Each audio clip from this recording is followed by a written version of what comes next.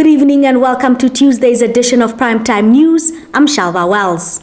Leading our bulletin, Health and Social Services Minister Dr. Kalumbi Shangula got his first jab of AstraZeneca vaccine at Windhoek Central Hospital today.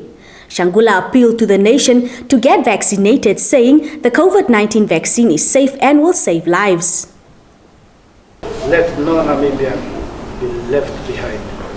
Let us be vaccinated so that we can again start shaking hands, so that we can again start hugging one another. 5 new cases of wildlife crime were opened and 6 suspects arrested between 19 and 25 April 2021, the Ministry of Environment, Forestry and Tourism has reported in its latest wildlife crime statistics.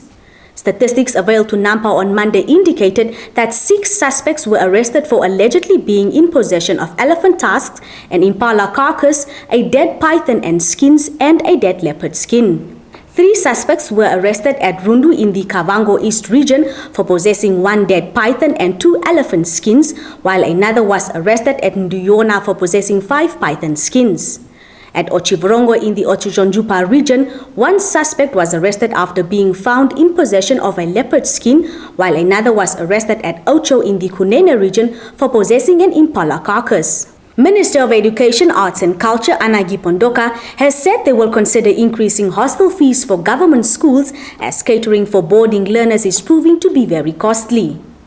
According to Gipondoka, the catering for government school hostels in the 2021-2022 financial year will amount to 582 million Namibian dollars for 65,000 learners and institutional workers who are housed in hostels.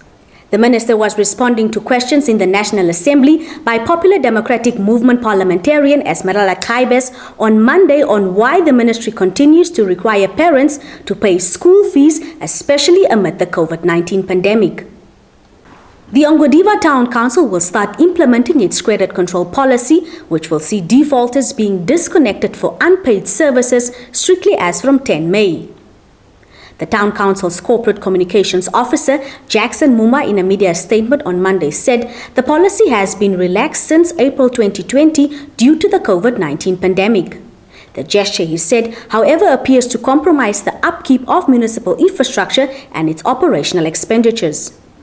Muma said implementation of the policy will commence with the disconnection of municipal service for account defaulters who did not settle their accounts fully or alternatively approach the council for payment arrangements. Your top roundup is up next.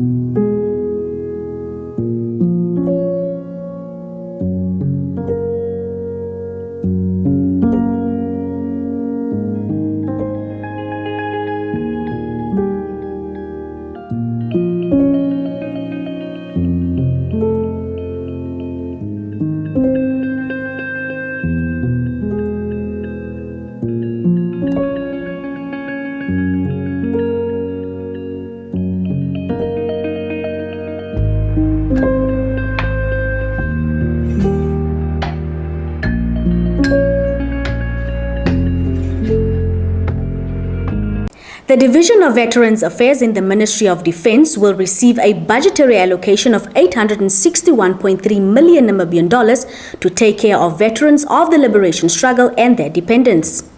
The information is contained in a budget presentation delivered by Deputy Defence Minister Hilma Nicanor on behalf of the new Defence Minister Frans Kapofi in the National Assembly for scrutiny on Monday.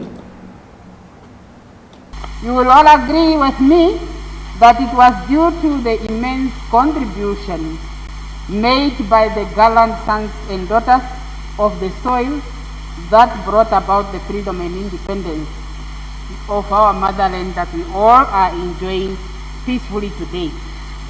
Therefore, as a nation, we should not forget the sacrifices and hardships that veterans endured during the armed liberation struggle and here at the home front.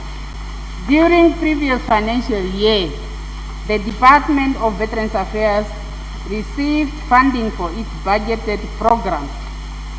These funds were spent on activities mainly aimed at veterans' welfare and the keeping of the history of the liberation struggle alive. Now, these activities include the disbursement of the monthly allowances to qualifying veterans, individual veterans projects, funeral assistance to families of our deceased veterans, erection of tombstones, education and training grants, medical assistance, and counseling, to mention but some of the programs. Hence, it is of utmost importance to ensure that the well-being of our dear veterans is looked after, and to ensure that the history of the liberation struggle is preserved for future generations to come. It is my conviction that the budget allocation made for this year, as reflected, will equally be prudently and efficiently executed. It is now therefore my honor to request the honorable members of this august House to support and approve the allocation of $861,344,000 Namibian dollars for both 31 of Veterans Affairs for the financial year 2021-2022. The Ministry of Industrialization and Trade has split its activities for the 2021-2022 financial year into 4 main programs, amongst which its budget allocation of $160 million Namibian dollars for the 2021-2022 financial year will be divided. This is according to Minister of Industrialization and Trade, Lucia Ipumbu, who submitted the ministry's budget for the 2021-2022 financial year for deliberation and approval in the National Assembly on Monday.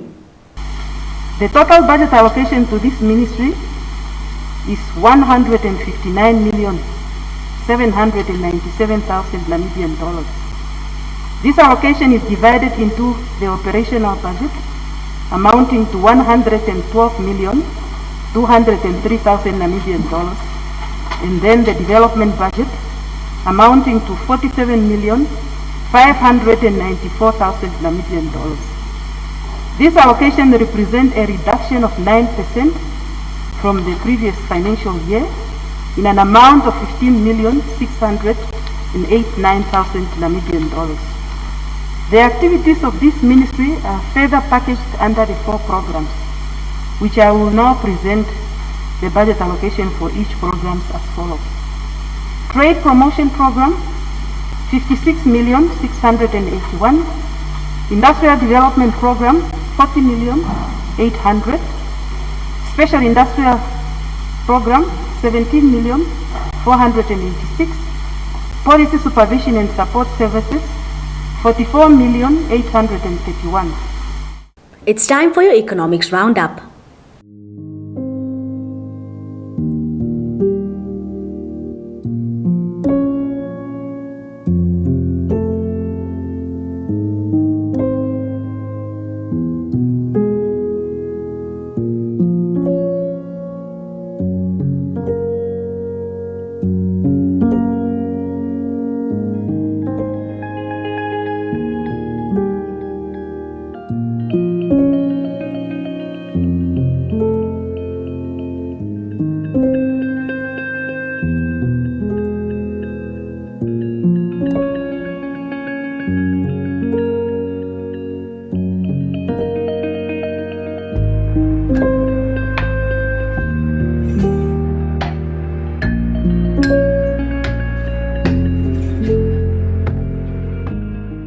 It's time for your sports update.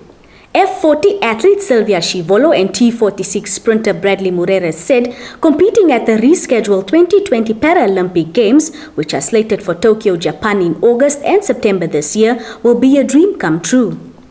Shivolo and Murere represented Namibia at the 2019 World Paralympic Athletics Championships in Dubai, and the athletes believe that the Paralympic Games is a big stage that every athlete dreams of. In an interview with Nampa on Monday, Murere said it was his dream to represent his country, but with a limited number of slots allocated to Team Namibia by the International Paralympic Committee, that dream looks very slim for now. The Deutscher Turn- und Sportverein DTS women's hockey team and Saints men's hockey team were on Sunday crowned the champions of the Bank Windhoek Indoor Hockey Premier League. The finals of the Indoor Hockey Premier League took place at the DTS Hall in Windhoek. In the women's category, the final match saw Saints go up against DTS. The speedy game between the two was dominated by DTS after coming from a goal down to win the final with 5-1. The win was registered by Arina van Rensburg and Caitlin Gillies, who both scored 2 goals, and Anthea Kutsia, who scored 1 goal to ensure that DTS lifted the trophy. Danya Meyer scored the only goal for the Saints ladies. It's time for your sports roundup.